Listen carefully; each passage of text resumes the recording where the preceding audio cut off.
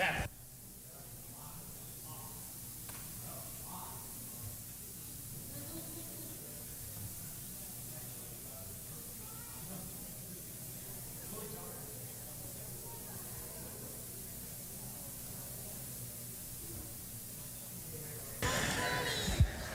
Hey, welcome. Hi. My name's Ron. I'm one of the pastors here. Your teleprompter. I'll just say the things you're supposed Well, thank you. Thank you. So, to. Like long walks on the beach. glad to have you here. I'm gonna pray, and I want to introduce some ideas.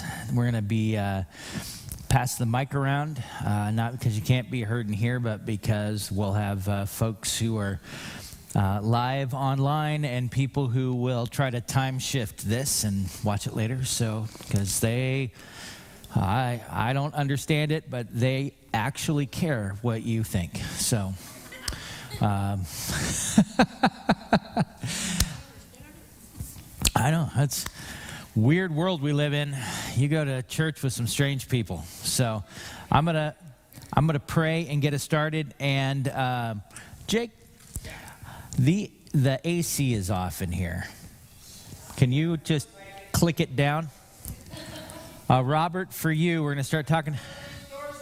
We're gonna talk about hell. We need it nice and hot.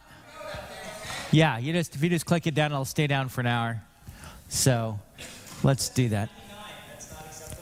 Well, it is every other Sunday except for these. So, all right, let me pray. Father God, thank you much for a day that we can come in and talk about the things that are going on in your world.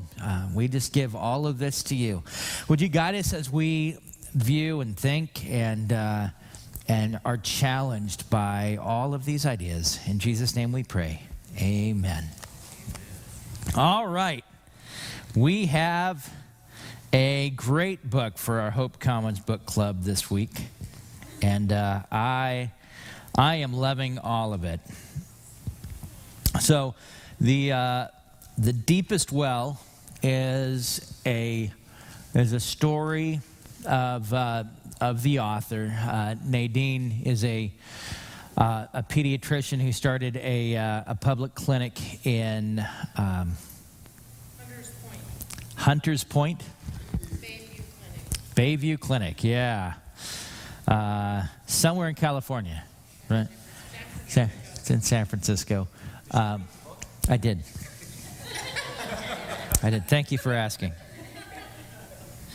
So, and it is her story about her coming to understand some things about the kids that were coming to her clinic and their struggles and where they came from. I'm just going to go over a few of the things that she talks about, not necessarily the individual things, unless you want to do that. But the idea of the ACEs score, the Adverse Childhood Events or Experiences, I think, survey, and the idea, and we read these earlier today, and maybe we should let's do that again, just in case some of you missed this, and if you didn't, I'm sorry. We're going to read them again. We did take a survey of the church, and about 40 people let us know what their score is. We'll look at that a little later, just for kicks. So the ACEs score, there are 10 categories. If you can say yes to anything in any one of these categories, you have a score of 1. If you can say yes to 2 different categories, you have a score of 2. So you can have a score between 0 and 10. Before your 18th birthday, did a parent or other adult in your house often or very often swear at you, insult you, put you down, or humiliate you? Or act in a way that made you afraid that you might be physically hurt?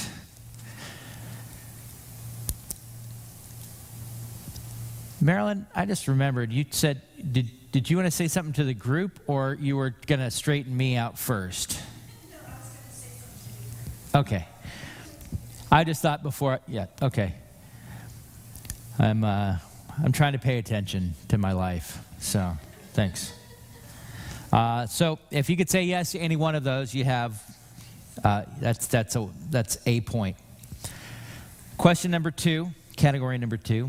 Before your 18th birthday, did a parent or other adult in your household often or very often push, grab, slap, or throw something at you, or ever hit you so hard you had marks or were injured?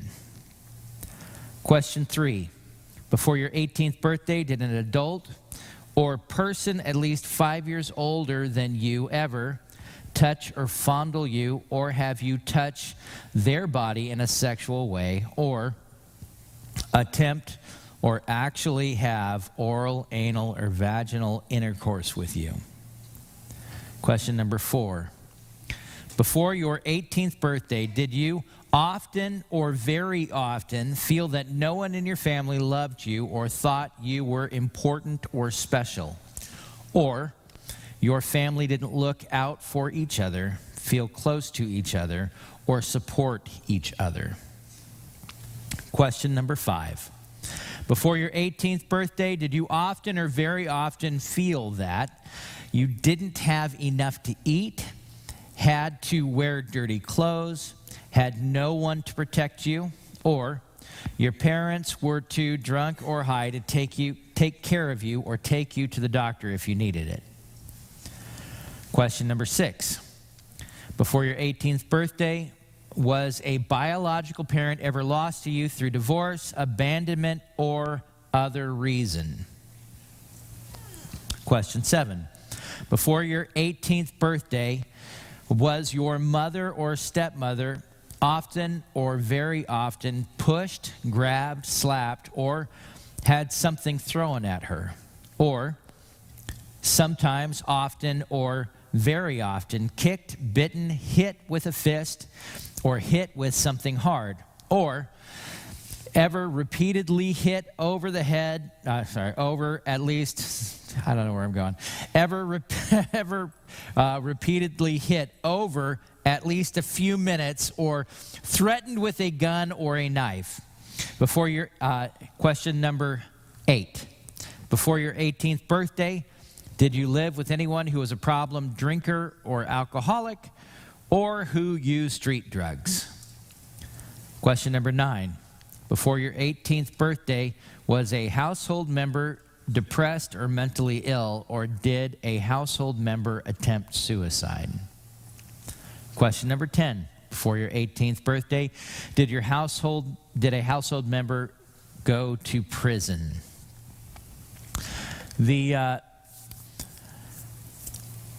The scores represent more than just things that happen to you. The interesting thing about this, it's not about your neighborhood, it's not about your school, it's not about your extended community. This is just about the things that happen behind your door, your home growing up. And what Nadine started to do was to correlate the scores with not only social problems but also physical health problems. And the idea is that these aren't just one-time events. They're things that happened over and over again. And the chronic stress in kids caused all kinds of havoc. And she goes into talking about brain stuff, and you people don't need that from me, because I can say a bunch of big words. I've got a big degree that has a bunch of words in it, and I don't know what I'm talking about. So I'm not going to try to fake it. But the idea is that your brain begins to function differently, and the way that it yearns for dopamine, which ties in with our last book, The Least of Us, very well. The first ACEs study was in San Diego by a hospital system, and they did one on all of their patients in San Diego. So a bunch of really nice middle-class folks. And they determined that 67% of everyone on their books had at least one ACE, and 12.6% had 4 or more. I was sitting with a young lady yesterday, and we were talking about her choices and the choices that she's making, and I guess this was 2 days ago, and I said, well, let's just do your ACE score right now. So I read her those questions, and she goes, huh, I thought it'd be so much worse. I got a 4. That's really great. I said, that's awful. That's an awful score. There are lots of people that have worse, but 4 is awful. She's like, really? It's like, yes. Let me help you with that. So, what the author says is there is a dose-response correlation, not a whatever word that is, to the ACEs scores and health outcomes. Totally doing this on an iPad instead of on a computer. So, yeah. And I didn't have anybody check any of these. There's probably more. It'll be fun. Meaning the higher the ACE score, the more risk of adverse health conditions. The idea also that seeking more dopamine hits means that you are seeking out more risky behavior in order to make yourself feel like you want to. And the more ACEs you have, the more risky behavior you do. So, and the idea is that the more stress that you have, the more your body gets used to always being under stress, and then your body cannot regulate that stress physically, chemically, and you're more likely to be affected by upper respiratory infections, colds, flus, allergies, eczema, that's not a word that I wrote there, allergies, and even autoimmune disease, and that's not a word either. So, if you have 2 ACEs, you have twice the chance of being hospitalized for an autoimmune disease, like lupus, rheumatoid arthritis, celiac, or type 1 diabetes, that kind of thing. 4 or more, your health risks, you are twice as likely to be overweight, 2.5 times more likely to smoke, 5.5 times more likely to be dependent on alcohol, 10 times more likely to use IV drugs as someone with 0 ACEs. You start saying, oh, okay. That's a problem. 4 or more ACEs also means that you're twice as likely to suffer from heart disease or cancer, 3.5 times as likely to develop obstructive pulmonary disease, 12 times more likely to commit suicide, 7 times more likely to be an alcoholic. I thought we said 4 earlier. Depends on what study in the book she's quoting. And 4 times more likely to be depressed. Here's the interesting thing. So in San Diego, they saw that 67% had 1 ACE. In Butte County, our number is 76.5%. And I know that's an accurate number because I took it off a website. But it's my understanding that we have the highest ACE scores in California. So 30% or more have 4 or more when the nationally, I believe that number she quotes as between 13 and 17%.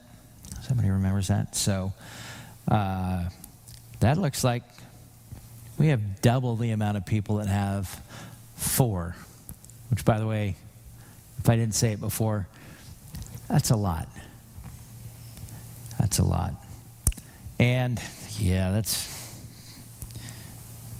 Come back. So this was... So for us, how many questions did you say yes to? 10% said 0 for us, which means 90% have 1 in our unofficial poll. 15% have 1, 10% have 2, 8% have 3, 10% have 4, 13% have 5. We have 1 that had 6. 8% had 3. 5% have 8. 8% have 9. And 8%, the people that filled out our survey here, had all 10. So, and one of them was not Tater. Hi. If you haven't met the nicest pastor we have on staff, this is my support animal. And what I mean by that is he needs me to emotionally support him at all times. So, but hanging out with us today. So we have 30% have 4 more ACEs here in Butte County. And ACEs are reliably passed down from generation to generation, which means that if you have them, you're probably going to pass them on. So if we already have 30%, that sounds like something that we should probably want to do something about. And that just blows me away. But there is some hope. Reducing the effects of the overactive stress responses, specifically in kids, but also in adults. The idea of it being the overactive stress responses for kids is that it affects the way that they are developing as humans in their bodies. And the science that she talks about it's really compelling. And I'm not a scientist. I don't know how much of that is true or not. What I don't doubt is the correlations between the stress, the ACEs, and all of those risk factors. I am certain that all those things are true. What can we do to help? Well, sleep is important, exercise is important, meditation is important, nutrition is important, healthy relationships is important. These are things that regular healthy people do all the time anyway, right?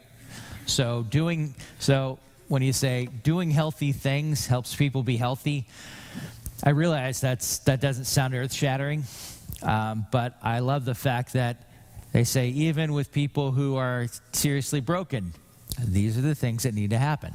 But these are also things that happen when people have all their Maslow's needs pyramid, if you remember 9th grade psychology. That's important. That you don't, if you're worried about your safety, or you don't, your self-esteem has been damaged so much, these aren't things that you're doing, and these are important. So, all right, my question is to us. There's probably a bunch of stuff I missed. Feel free if you think it's important. We'd like to talk about it. want to pass around some microphones just so that we can hear each other online and everything else.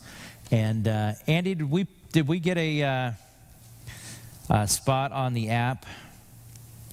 We did last time. I bet we could if you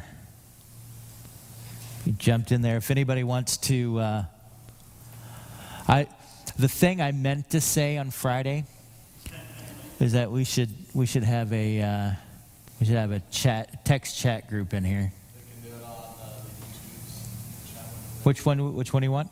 On the YouTubes. On the YouTubes? Okay, we could do that. If you're online, you can do it on the YouTubes. We'll see. I don't know. You're gonna have to run that, Andy.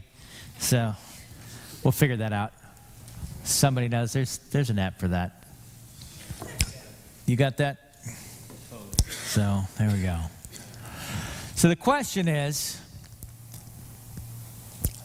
okay, my statement is, if the church is going to be the church we care about more than the people that inhabit this building, and we care more about what happens outside of this building than inside this building. And this church certainly does. But if we know that these are an issue, one of the happy spots in the book was that someone who is experiencing a high level of ACEs as they're growing up, if they have somebody that is their buffer, a grandparent, or an after-school program, or a church, that makes a big difference. It's a huge difference. So we are already being that, and yet maybe there are things that we could do that would that we could significantly target our efforts and see some headway. So what do you think? I'm going to open the floor. Pop a hand up. If you pop a hand up, Sam will come over to you. If you don't, I will talk more. Please. Threat. Okay, there we go. That's what I'm talking about. Thank you. So we have programs in California that are the first 5 is a program for children from 1 to 5 years old. Why couldn't we have an initiative for the first 18? Yeah, I like it. Because we should. We do. So are you saying like have an after-school program at our church? Or maybe it was based in Now, what I'm saying is, if you raise a hand, somebody will come over with a mic so that my mother can hear you. My mother wants to hear from you, Robert. I don't, but she does. So, Robert asked if what I'm saying is that we should host an after-school program. I didn't say that. Oh, give me my... Okay. Yo. Good job. What about like the Axiom in Oroville? The Axiom is an after-school program that is sponsored by several churches in Oroville. It's in downtown. It's one of the coolest places. It's also a place where really, well, those kids are hard. And I've got a friend of mine, and a friend of some of us, Levi, works down there, and just loving on kids that are lost, completely lost. So. And it's a good mix too, because you got those hard kids with kids that aren't so hard, and it seems like there's a good result from that, because I've been watching and been a part of that, and I think that that's a great thing. And then it wouldn't be directly at our church. It's a facility. It's like a place that they've turned into a awesome spot to hang out. There's activities there. They do they've got stuff there for doing their homework. and it's progressed and grown. And I know there's a lot of spots here in town that we could probably fit something like that into it. So your idea is to do what the Axiom does and create another spot somewhere in town. Yeah, I like it. Yeah, let's. Where's our? Sorry. Oh, I'm hoarding the mic over here, so I was just listening. So are we looking for solutions right now? Is that what we're looking for? yeah. I think reactions to the book, and then also what is it that we can do? What are some ideas? Okay. So the first reaction was, since I won't share my wife's score, but since my score was 7, I was happy that I think my kids are about at a 2 or a 3. You know, if we're going to make progress, right? I like that. You know, that's a start. But if we're looking for solutions, it seems like, because this is an eye-opener for me, and just going back in history that I've long forgotten, or tried to forget, and it doesn't really work all the time. But if we reached out to the school counselors in each one of the areas that we reach in Butte County and give them this as a tool, maybe put up on a bulletin board that says, what's your score? And there's a place for you if you have answered yes to any one of these questions, we could be that place. And as far as going to the schools, we can pick somebody up after school or on Sundays or something and bring them down here and say, this is a place where half the people here have scores of 4 or more, or something like that, if we're to use this as a tool. And then parenting, we could put out a billboard out there that says, as a parent, what's your ACEs score? What are your kids' ACEs score? They might not know. It might give them a question, give them a QR code, put it in the paper, something like that. And then if people ask that question, here's a place where it can help you improve your score, or help you improve your environment, or something like that. I don't know. Thoughts of raising the awareness and then saying there's a place where we have broken people that are helping us to be less broken. Yeah. Something like that. Gonna take some notes. I just think I kind of wanted to feed off of Robert and what he was saying, because there is places for kids to go right now, but none of them are faith-based. And I really, in my heart, believe that Jesus is the answer. So if Jesus is the answer, then they need that hangout where Jesus hangs out too. And, I just think it will take many of us to step up and say, hey, I'm willing to volunteer on doing whatever it takes to help these teenagers. I have a 17-year-old daughter who just OD'd on cocaine 3 weeks ago. She can be 18 in 3 weeks. And if she would have had something like this that I could have took her to, it might have made a difference. I can't say for sure, but I do know my score was a 9. And her score was not far behind there. And I want to make a change. As a mother, I want to make a change. And I'm saying I'm here to volunteer. All right. I like that. So,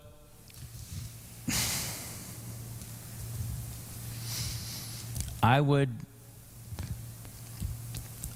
argue that we have many faith-based organizations here in Chico that are doing that kind of work. And what I mean is this.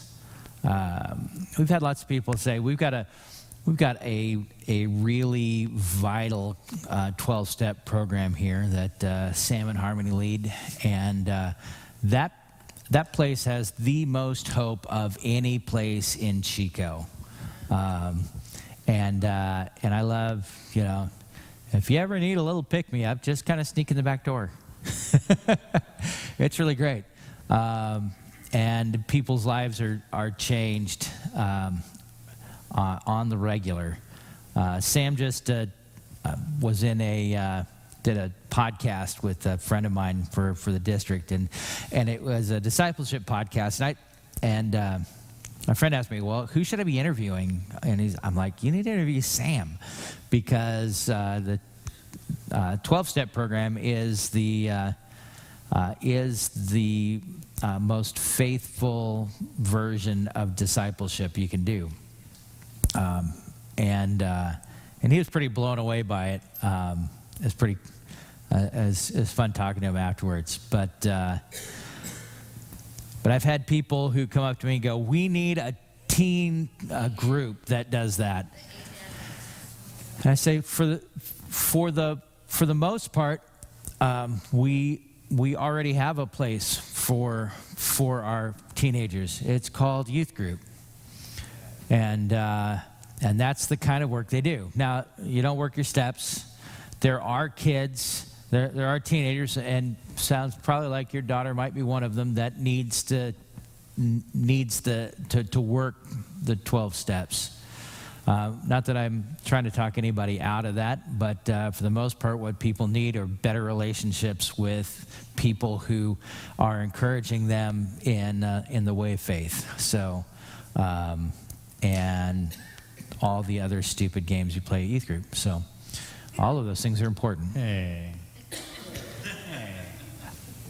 That's what kids come for too, is the stupid games. So Yeah, and to piggyback off that, I used to be one of those people who would firmly think like, oh, we need 12-step group for our teenagers, which is like, we need our teenagers to work the 12 steps for whatever reason, but the experience that adults have in recovery as being really humbled by their experiences, and they become so willing to be rigorously honest in like every area of their life. Have you tried having a real conversation with your teen? It's really challenging. It's not impossible. It takes years of trust and relationships, and you can definitely get somewhere with them, but it's apples and oranges, and like what Ron was saying. It's we absolutely have an area, a safe place for teens to come, where they can have access to adults to be buffers if they, and hopefully they choose to use those adults. And the difference between what we're talking about right now and what Robert was talking about, what you were talking about, is a safe space 5 or 7 days a week, right? That's after school programs, like the Boys and Girls Club. Yeah, but faith-based. Yeah. So we're actually at the Boys and Girls Club this weekend. Where's Manny? Whoop whoop. Amanda? Whoop. Yeah. Yeah, we're there. They do incredible work. They do similar to what Axiom does. Yeah, not them. The club. Right. They do great work here in Chico. Yeah, it's absolutely incredible. And we totally need 5 more of them throughout Chico. All right. I like that.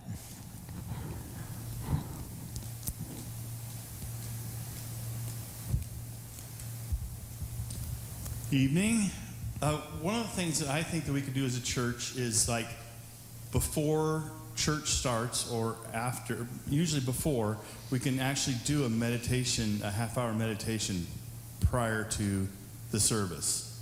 It allows people to come in early. If meditation is one of the things that is a solution-based, quieting the mind, letting God in, that if we're already coming to church at 11, if we said 10:30, the church doors close and there's the music or quiet of the mind or whatever it is, it could easily be implemented because we're already here. Extra time from the church for sure.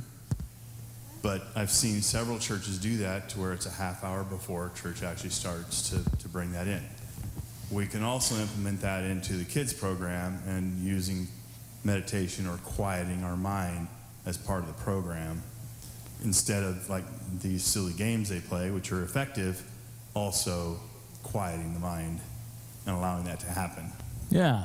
In addition, after church, if exercise is one of the things, we could implement a way to let's go take a half-hour walk around the neighborhood as 2 people or 1 person or a dozen people or whatever, just to gain exercise and create more community. So those might be 2 simple things to implement that could happen right here as people are here. And we are asking people to do more, but if these are some of the healthy steps, Yeah. could be something that could be implemented. Yeah, I wish we had a different word because meditation can be so loaded of a word. Reflection. Yeah.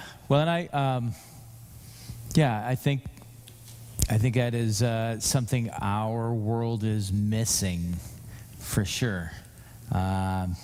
Quiet reflection, and in our parlance, giving time to listen for God's voice, and that's always really good.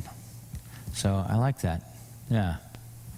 Yeah, I just want to piggyback off of what Forrest said too, kind of in the same sort of vein. I love the idea of being able to have things that do impact the community, but I also think, like you said earlier on, the one thing I love so much about our church is that we are so welcoming to the recovery community and to their families and to the kids and everything, and so therefore we have a lot of kids and adults with higher ACE scores, and so I think how cool would it be to be a church that is so good at loving on those kids and empowering families to have tools that they learn here and take home. I'm really naive in this, but I have a friend that works at a school in Orland, Donna, some of you guys know Donna, and she talks about how they have these toolkits that they give out to the kids at the beginning of every school year. And it's all of these like emotional regulation tools. And so it's like, you know, you do have like do you need a quiet time? I wish I could name them all, but there's so many, and it's almost like she said there's 12 of them, and she laughs like, man, it's like weird. It's the 12 steps almost, you know. but they're so practical, and so when a kid comes up to her and they're having some kind of issue, she's able to have language around that to go, hey, well, what have we tried so far? And I just feel like, you know, being in the kid zone, that's practical to be able to say, hey, like this is something that we incorporate, and it's biblical, right? Like it's kingdom to be kind and to be able to have that accountability of our emotions, no matter how old we are. I mean, obviously, you know, there would be an age limit. I don't know, maybe 4 or 5, but I think that if we were to kind of, I don't know, selfishly look inward and say, like, what does it look like for us to get really good at this here, and then to be able to be a model and have this come out to our take this home to our families and, you know, just do it really well and learn how to do it really well here. And that includes us, right? All of us have ACEs scores that we're working on and that we're learning to navigate, you know, so. Emotional toolkit. Can I piggyback on that? Yeah. You should find out more about that from Donna. I know my kids have gone through similar stuff, and it's really helped them, for us in our house, to have some language around that. If there might be a targeted way for those people who are working with children to have some kind of training themselves, right? Yeah. Like, that'd be really cool, so that we have a unified front in just the children's ministry that we're already doing, much less what we might do in the future. I like that. Yeah. It can be like the arts and crafts that you cut out the tools and put them in your thing. I don't know. Nice. I'm going to keep going off of what they're talking about, too. Right now, I'm doing this book study with Leslie. She's another member of our church, and she found this book called Triggers. And I think, like, our church can keep doing things like that. This book has literally just saving me as a parent. I mean, it helps you not want to just scream at your kids. The things like, you know, the ACEs that continue through our families and everything can stop. And I mean, it's things I don't even know, that natural instinct of like wanting to spank my kid, and just those things that come out of me that I don't know any better because no one's ever told me if it's right or wrong. I just do it. It's a natural instinct. And so this book that she found and asked if we could do a study on has just completely changed my mindset, and everything as a parent is Jesus-based. And so I think different resources like that we can keep doing, especially for parents.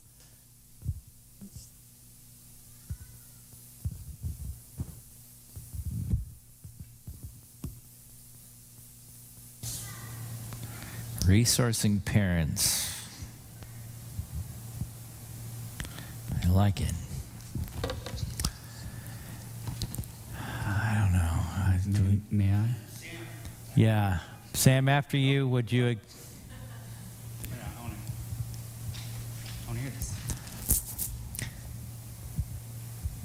We could even have like stuff on our table too. Yeah. You know, for parents, for kids, pamphlets, you know, active interaction things, links, you know, like even in the 12-step program stuff, how they have the literature table and everything.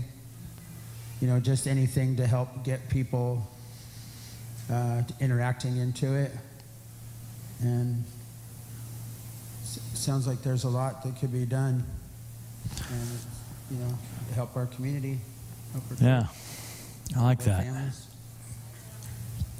Okay. Sam, when you're... Okay, so I was also thinking about the nutrition angle, that maybe we had like a community garden here somewhere. I know there's community gardens in town, but we have a lot of kids that come here, so maybe we put them to work also. And digging in the dirt is really one of those healthy activities, and you can meditate on what's happening in your garden. We actually have a garden here before. Oh. But extra lawns house, actually. All right, yeah, we had an acre under development, and it was a lot of work and a lot of food, and we gave out a lot. We had, one year we had 200 pumpkins we gave out to our neighbors. It was just so cool. We had more butternut squash than you could, it was incredible. But it is something we can do. I like it. It's volunteer intensive because you don't get to not show up to get to do the things. We had, just the tomatoes alone would kill somebody. And there's so many of them. Didn't we stop it because of the water? Wasn't that a huge part of it or something? No, it was personnel based. So.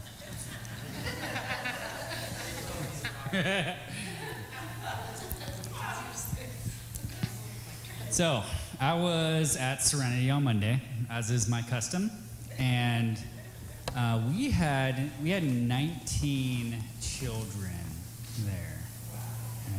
We had, we about a little over a year ago, we reached our dream of having childcare. So those parents who need a meeting can actually attend one, right? Without concern of their children, without a fear of who might have access to them. And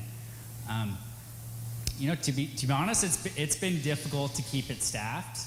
It's been difficult to find volunteers and to keep volunteers. And but we've consistently had it, thanks to staff filling in and members of our group who really needed to be in the group, stepping out and helping out. But 19's a lot. That's a lot of children, infant to preteen. It's and that's the most we've ever had, but I'd say 12 is that's pretty common for us to have 12. 12 is a lot, and so much to where it's really been on our hearts that we've been wasting an opportunity, right? Of having access to these children who, just the fact that they're there, they have an A score, right? Just from being in the building, this child has an A score. Potentially, you're not saying that they're gaining A scores by coming to church, right? Because that's kind of what it sounded like. It's not the building, it's why they're at the building. Okay. I just thought I'd clear everyone. Thought I'd clear that up. Yeah, this building's fine now. Lately. Building's been great. Yeah. since the 60s, so it's been a good spot. We still got that one wire. Yeah. So it's been on our heart to actually make the most out of having access to these children, and so we are going to start starting with this Life Lab season on the 22nd. We're going to start having a full children's program, and we have no idea how we're going to staff that yet, but my point is we need volunteers. That we have a huge need with kids that have ACE scores. And so are you telling me, Sam, that I don't have to start a whole new program in order for me to volunteer in helping kids with ACE scores, that you actually have a program now that I would be welcome to volunteer at? That's just the thing. We already made the program. Yeah. Yeah, it's there, and it's available, and we can be buffers to these children that are in our communities, people that you might that you sit next to at church, and because once we have access to them, we build relationships to them, we get to know their families, and we really get to know their needs and help them in such an impactful way that it's so much more than just watching your kids for an hour and a half. It's doing life with people, and that's exactly what that's what God calls us to do. That's how we're going to change this world. Really is finding people who need people to do life with them and journey with them no matter what. Yeah. I like that. Looks like Sam already built your solutions right there. So for $49.95, I can get you the best volunteer slot in this church. There you go. So it's cool. We've got a place that we're already doing that and have already been dreaming about and have the ability to do more. So. Hi, I just wanted to say I really like all the suggestions that have come up so far. I just don't want to back off too much on the book, but those programs are great, but each child is individually, got their scores are different places, and they come up with that list of healthy things to do. So not every kid is going to fit in, but if you could get your staff trained to just do 3 of those things in one evening, that would be great. The other thing I was a little concerned about is sometimes people, when they hear their ACE scores, or they just for the first time they hear those questions, they get really hit hard. And that happened in church today, and this person said, "I never knew that's what my brother did to me," and she broke down. And it was it's important to make sure that they have that buffer person, which she did. I was really grateful for that, and she's going to look for some solutions and to get some professional help also. So a lot of people, grown-ups like myself, walking around not knowing you have an ACE score, and you do. Of course, you can figure out where you got it from, your parents or whatever. And so it's just to be cautious and be really gentle. And it's not a score to throw around. And I was just kind of taken back with the reaction to someone hearing that. Thought they're bad. They just said, "I'm a bad person." And I said, "No, you're not." Wow. It was just, so anyway, I don't know if anyone's had that, it's just, and I also, after I finished the book, I called 3 pediatricians' office in the county and asked them if they use this with and they don't. They don't use this to evaluate their children. And so since we have the worst numbers, I guess that kind of goes. I'm sorry. Yeah. That's good. There's an awesome pediatrician who used to work here in Chico, but she's in Orville now through Feather River Tribal Health, Dr. Lourdes Valdez. She also has her master's of public health and has amazing resources. She's starting a center specifically designed around this topic. I toured the facility that she has there. It's just getting off the ground, but it's exciting and it's amazing. So, That is exciting. yeah, it's a little place of hope. Huh.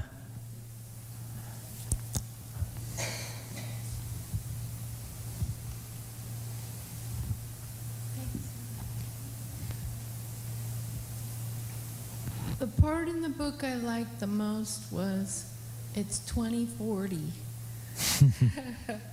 where she projects into the future. I'll be 85 in 2040, so that's a ways from now for me. But just how it's a standard use, you know, it's a tool that's used all the time. And I love what you shared, Pastor Ron, about the prevalence. It is very prevalent, and many people succeed academically and professionally but have deep wounds. And just being able to address that is part of healing, you know, part of going forward and walking with the Lord, because he can heal our hearts. And I liked what Leah said. That was, Nadine says, she makes one phrase, the Lord's green earth, she says in one of her things that she's saying. So she talks about Creator, you know, but it's not much focused on Jesus. And that's not a negative, you know, at all. But I factor the Lord in healing, and that's a big part of it. And since I've been 8 years old, I've had people say, I've never told anyone this. And I look at it as a gift to have people confide in me about wounds, about serious things that they've never told. And I also got the opportunity to be an RN for 34 years, and so I was in a professional setting, and that was where many of those people were bearing their hearts to me, professional people that I was working with. So I know for sure it's pervasive. The other part I love in that book was the posh dinner party that they have, and the woman Carolyn explaining her life and her aces and her son's aces. And my heart got sad, and thank you for saying that about sensitivity, because it is big. But I fought really bad with my kid's dad when my son was, 3, 4, 5. And he heard all of that. And I think that's not good. I know that's not good. So, but I also know there's always hope in Jesus, and that God answers mothers' prayers big time, and that healing can happen in all of our hearts, no matter what our damage is, So, thank you. All right. Well, I've been with Linda Moon online, and her comment is, it seems to me that this work needs to be done within ourselves rather than looking outside at others. She also said she has been listening to the book and really looking forward to what she can do to heal. Yeah. So we need to start within. The healing needs to start from within, right? And I think that is very true. And it can come in lots of different flavors, right? I love the idea of a community garden being something that not only feeds people but also gives people good food to eat and teaches people how to. There is something specifically healing about putting a seed in the ground and then eating the food from it. I love that, and yeah, the older I get, the more I care about where my food comes from.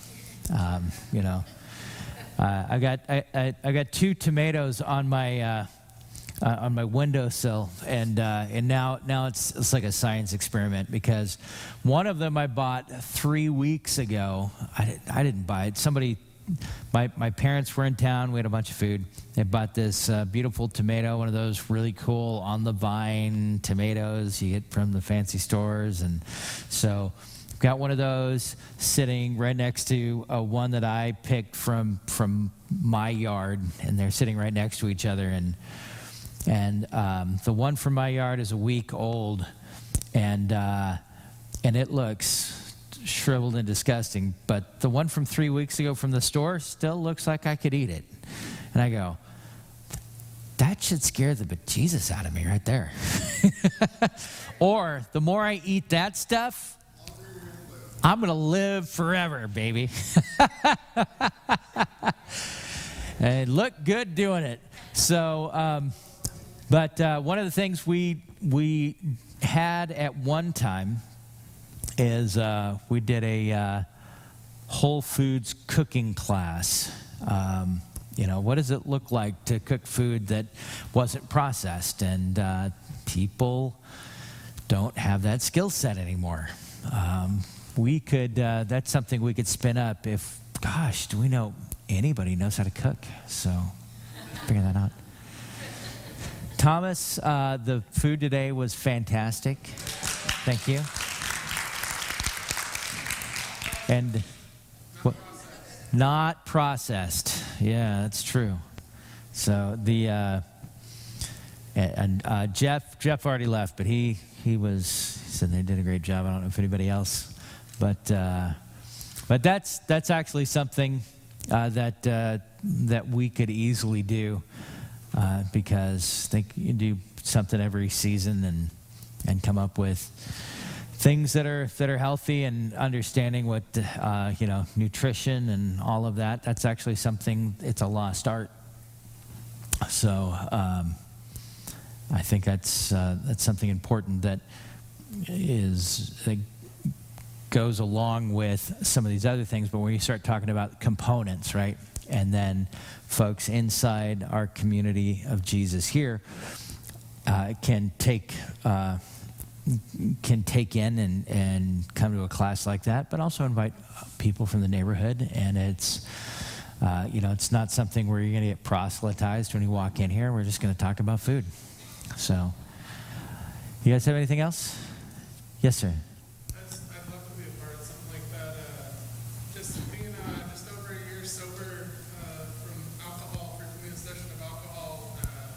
I have an autoimmune disease, and I've had to change my eating 100% from the way this world trains us to eat, and eat whatever we want, and eat all the sugar we want, and all the processed food we want. And we had to completely turn our lives around and our eating around. And I wanted to touch on the online person saying, like, 12 steps, Sam's, it's Monday night, Jesus is Monday night, it's where it's at. You gotta look inside yourself, meet God first thing, and walk it out from there. And really, God just keep knocking on the door, and God keeps answering every single thing that puts in front of us. The food, that book, The Triggers, my wife was talking about, is a real awesome book. Helped me.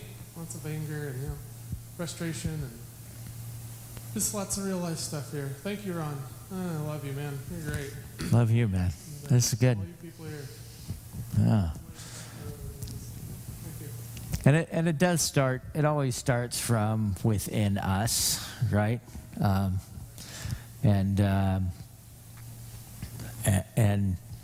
so we have people that are part of our community here that discover that they have a need for a 12-step group, and so it turns out we have one. And then we've got people that come to us because it turns out we have this great 12-step group that also has so much hope in it. They decide to try the church, and they find out it's not nearly as shiny, but it'll do. And so for the weekend, and it's fine. But totally fun. And it's not about any one way or what community that we serve. It's that as Hope Commons, we like to be a resource that benefits the whole of a community, not just not just the people that are here, and not just because we want to see some arbitrary numbers grow or see more butts in a pew on Sunday morning.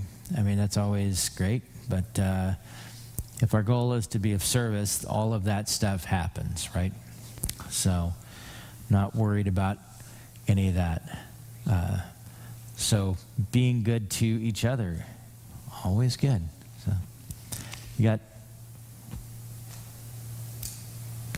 I got more crazy ideas nobody said anything about.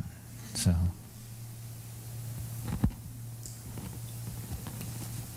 glad somebody's taking notes. I'm trying to take notes. Well, not too many notes. My personal feelings from my experience is that the kids involved in this are leading extremely disastrous, chaotic lives. I think it's really important, and we talk about connections here. I think perhaps it would be a beneficial program to connect some of these kids one-on-one with an adult here who can buffer them. Having grown up without a buffer and knowing what it's like, you need one person in your life who cares. Somebody to be there for you. So I think that would be a marvelous program to put together. That, you know, I mean, if they call you on your cell phone, you can answer them, you can help them navigate the tough stuff. I mean, the world can be a very, very, very ugly place. So having one person that's their rock. I mean, religion and church is wonderful, but spirituality, you can't hug Jesus in the morning. But if you know there's somebody here physically that cares, that's a big deal. Yeah. Anyway, thank you. I agree. I think one of the prayers I pray when I send those kids out is that these kids would all come to know 5 adults in this church that will love them unconditionally for the rest of their life. Because it doesn't matter what you go or what you're doing. If you know somebody loves you unconditionally, you know there's always a place to come back to. So that's important. And I love that. So what else? You got somebody else? You know, I just wanted to say this because it's on my heart. Yeah. What you guys are doing in this church is absolutely amazing. I told you about my daughter, and she ended up being flown down to UC Davis when we got back. She didn't tell me this, but she's been praying and praying and praying, like, I need to see God in this. Somebody on the card team sent us like a get well card, and it was, you know, to me and Sage. It had Sage's name in it, and it said, we really hope Jesus is, it was, I can't remember the whole words, but it was saying how Jesus is there and we are here for you. Sage took that, wrapped it around her heart, and to this day, every night she sleeps with it. So what this church is doing when they don't even know who they're reaching, it is already working. Because I really believe that put a part of the Lord in her heart that she asked for that they didn't even know, that worked. So there's a lot of good in this church, and I'm really looking forward to seeing more. Yeah. That was a little testimony that I really wanted to put out there. So there's some people who take the prayer request and write cards for people. If you've never gotten one, first I'd like to apologize, and second I'd like to say you should probably just give a prayer request and see what happens. So try it out. It's kind of like magic. I just wanted to say one more quick thing. With the mentor idea, I love that. And when I was in college, we did I played on the basketball team, and we had an adopt a parent connection because we were from out of state. Anyway, you didn't have family there. So that would be awesome. And once a month, you got to have dinner with them. And wouldn't it be cool to see how other people's families work? Like my family was crazy. It would be cool to get to go over to Leah's house as a kid maybe and have dinner with her family and see God working in their lives. And it would be, I don't know, maybe like you can sign up for it, the kids that want to do it, the parents that want to do it. I mean, Thomas and I were always, it would be great to have teens over once in a while, but you know, the parents have to be on board too. I don't know, I love that, great idea. Can I share? All right, this is the top secret ministry model for youth group, but I'll let you guys know because I trust you and you're not gonna write a book about this or anything. So for every youth leader we have, it's my hope and my goal that they will start discipling the teen one-on-one. That they'll find those who don't have buffers, who are willing to have an influence in their lives. And they will be able to meet, and they'll be able to do life together. They'll be able to come over and have dinner with their family, and be interested in their children, and they can go to their football games or bail them out of jail or whatever is necessary, right? That's my hope and prayer for anyone who gets involved in a youth group. And the thing is, even when I started working in youth ministry, even with a title, and even with knowing maybe some of the parents, even it would have been. I don't think it would have worked out just to go to teenagers' houses and go, hey, I'm ready to mentor you, let me do that. Here I am to save the day. Right. And I tried. No. And so what Ron taught me was that it's through. So we have the programs, and whether it's our children's classrooms or youth group, that by starting to attend and build trust and build relationships, and you start to get to know the parents, and you start to see where there's the most need, and you start to have the influence, and they grow and to know you and trust you. That's how we get from A to B. It's because Ashley and Robert, and I'm the same way. I want to be on that list, right? But I want to be on that list of people who can be matched with a teenager who needs a mentor, like big brothers, big sister kind of thing.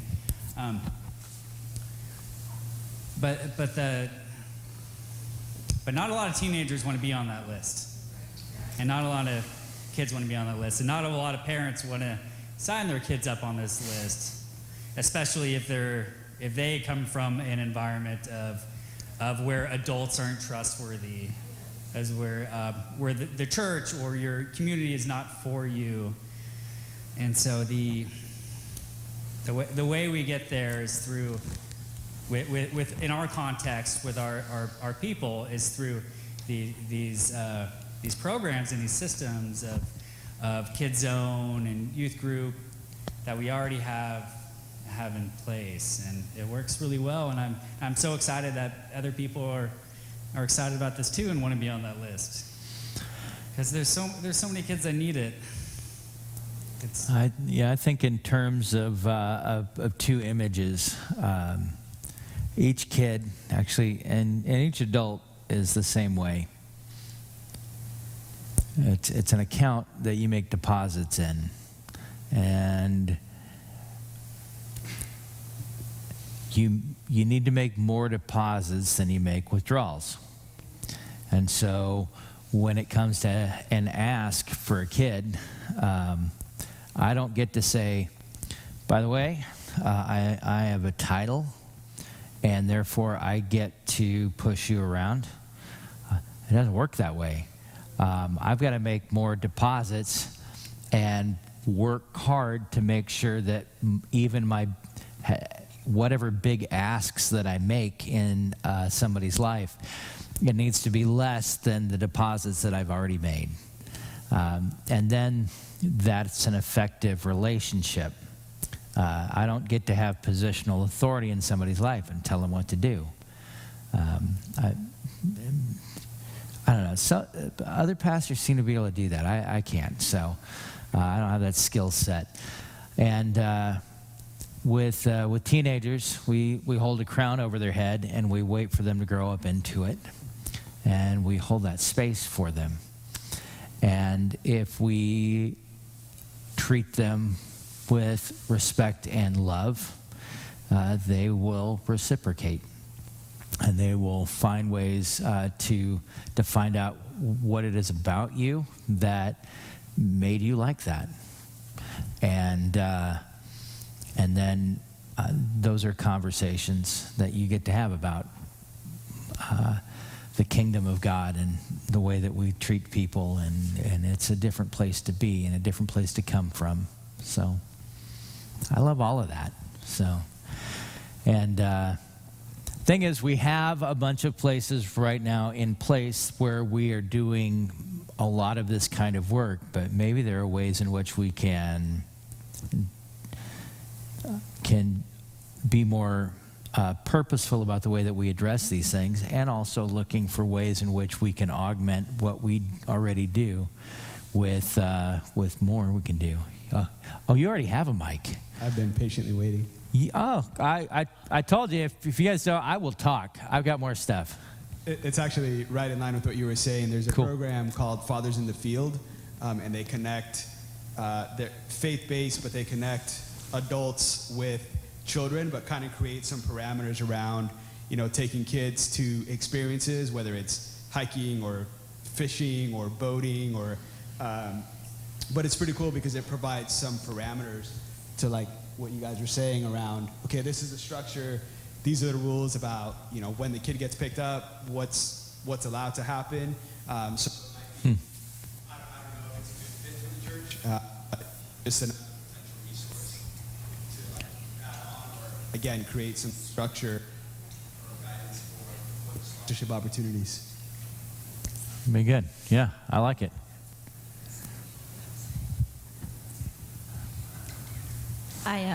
I just wanted to kind of tag on to your comment about the card that someone from the church wrote that your daughter thought enough of that she slept with it next to her heart. I retired from Chico Fire a year ago, so I spent 25 years with Chico Fire and our firefighters, who are rough, tough, predominantly male, because I was only one of a couple of women in the department. One of the most surprising things that I saw with the card is that we all had to go to a briefing, I think it was police and fire at neighborhood church, before a big event. I think we were all working Halloween, where we all had to work overtime and nights to deal with all the craziness in Chico that happens on things like that. And their church had written, it's almost like the size of a small index card, of kind of a very personal, kind of a prayer of a hedge of protection over your safety, and we appreciate what you're out doing for our community, and I pray for your families and for you and to all the stress that you have to go through. I mean, each person that wrote a card, it wasn't like it was just a carbon copy of the next one. It felt very personal to me. I'm sentimental. I literally put it in my uniform pocket that was over my heart, and I thought I'm just, sentimental woman, and I just did it. And I literally washed my uniform shirt, and it went back into my pocket. I noticed that when we would have, I'd visit other stations, that I would almost see the indentation of my other firefighters. That card, they did the same thing, a lot of, not everyone, where they took it out, washed their uniform shirt, put it back in. It almost felt like a hedge of protection, which is kind of what the prayer for your safety, being out in the community and all the craziness that we deal with. It felt very personal, like that one person was connecting with me and was praying for me. And they are predominantly not particularly religious people, wonderful people, but not really churchgoers. But it meant enough that they put that card. I'm flashing on the kids in our church. Wouldn't it be wonderful if before school or even after school started, if we wrote each child in our congregation some sort of little prayer and a hedge of protection, that we're rooting for them, that we're wanting them to have, great year, and that you're not in this alone, and that I'm just behind you, or the church is behind you, or whatever the pastor kind of wanted to direct our thoughts on. Maybe they put it in their backpack in a little zippered section. Maybe they put it in their lunchbox. Maybe they'd put it in their coat pocket. If it worked with a bunch of very macho, cool, not really crack too often and be emotional firefighters, what would that mean to maybe a child to carry that thought and that prayer that we carried? All right, hold that mic. Hold that mic. You don't get to leave yet. But all of you are assigned to write a card because we have the blessing of the backpacks next week, right? Thank you for having ideas with actual time to do them. I was thinking about that. Something the night before it's due, so this is a little lead time.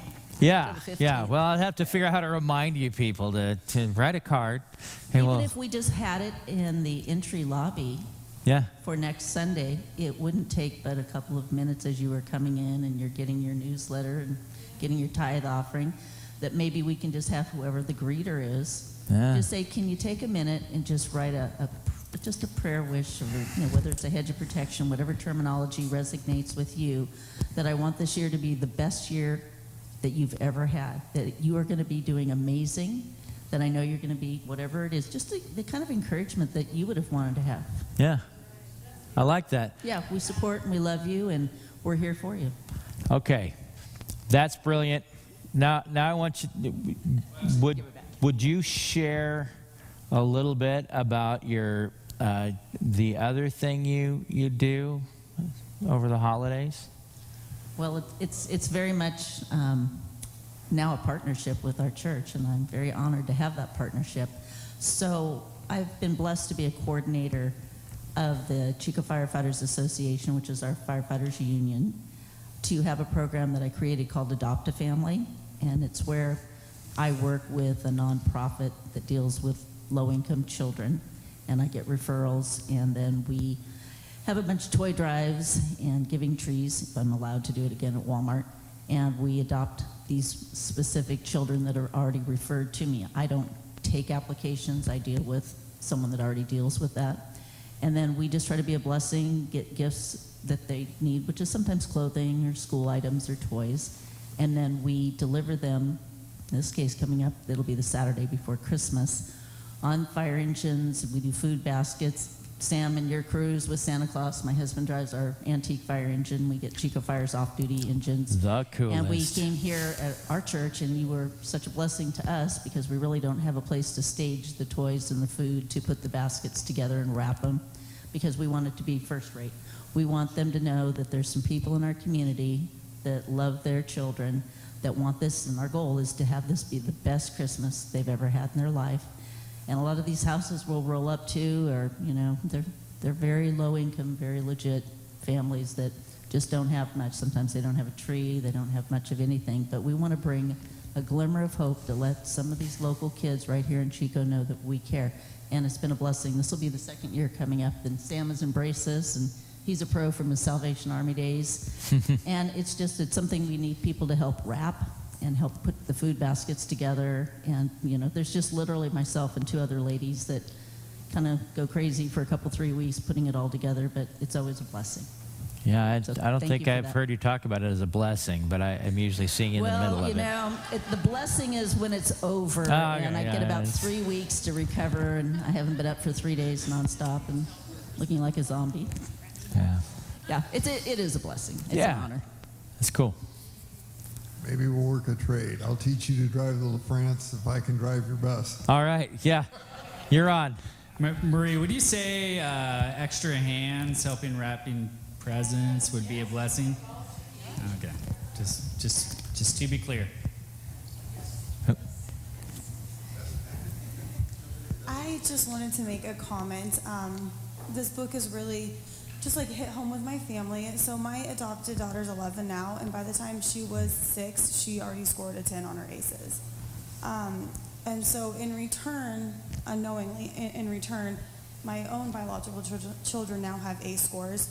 And the struggle is really real at home right now with our oldest one, and just how important all of these things are, how they will truly make a difference. And I can speak firsthand to that, how they will really make a difference. I love what you were saying about the boxes. Donna's my friend. And just how that, like, those tools have already helped my son, like, tremendously. And so I just wanted to throw that out there. Like, this will really make a difference, like, truly make a difference. So. Yeah, that's powerful. I love everybody's comments and stuff, so. Yeah. Can I ask a favor? Yeah. Cool. Hey, so if You've been asking a lot and trying to staff all of your stuff. Don't think it's. But wait, there's more. Everybody knows what you're doing. So yeah, if you are interested in working with children, with teenagers, please fill out a Connect card, drop it off in the box at the back wall. If you had an idea, like Forrest's morning meditation idea, and you write that down too, put it and drop it off in the box at the back wall. That way we have, like a written record and something we can, as a staff, come over and follow up with you on. Whatever your idea, no matter how crazy it is. Yeah, we have some crazy ideas. I want to wrap this up before we get too long. You guys have been hanging out with this for a while, so I'm thankful for that. We do have a gym here, and it is post-COVID. Can I say that? Is that a thing? Okay, I'm going to say it that way. Post-COVID, it's underutilized significantly. How cool would it be to utilize it in a way that is reaching kids? Sam wants to put a weight room in, and you could reach a bunch of kids that way too.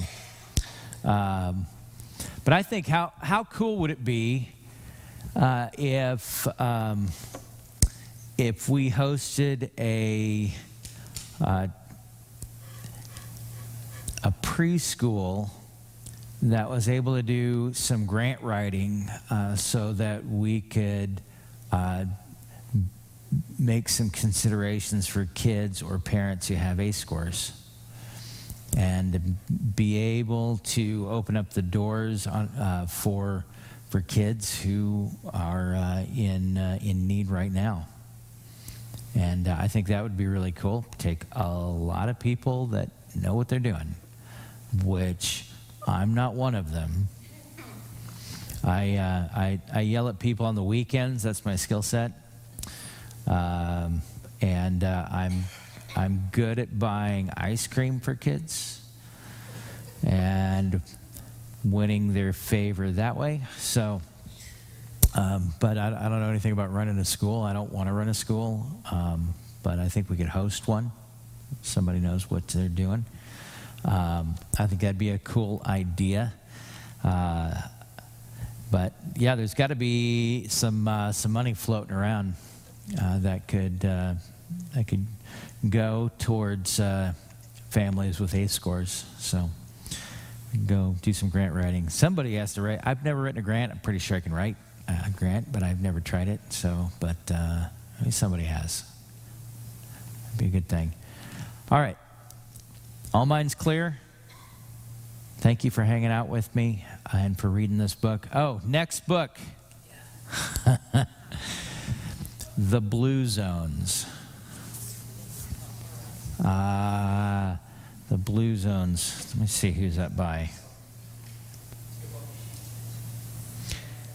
There's a few of you who've read that. Who's read The Blue Zones? Yeah, you got The Blue Zone? He's not talking about Bluey, Jake. He's talking about the Blue Zone. Blue Zones. 9 Lessons of Living Longer by Dan Bootner. All right.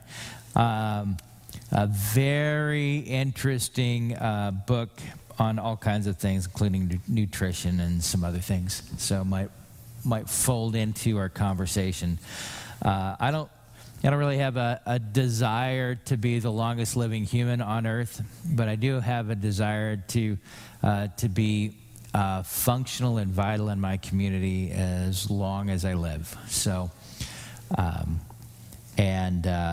the this book, a lot of the book is also correlations in this. And not that they haven't done any kind of research, because they have, but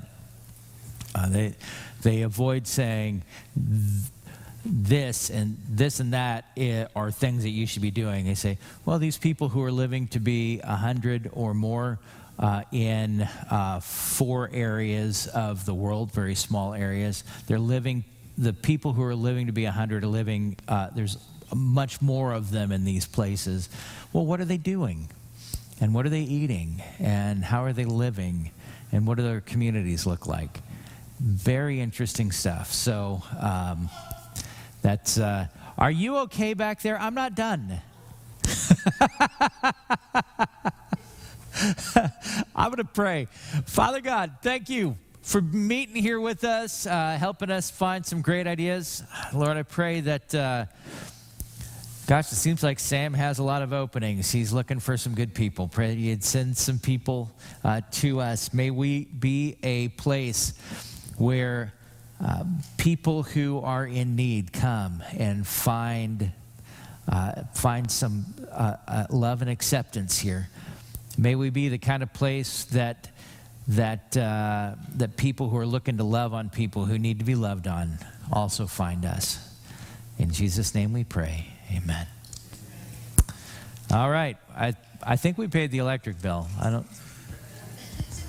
know exactly what happened, but I think we put us on a timer so we'd be out of here by 7:30. Thank you, people. Thank you.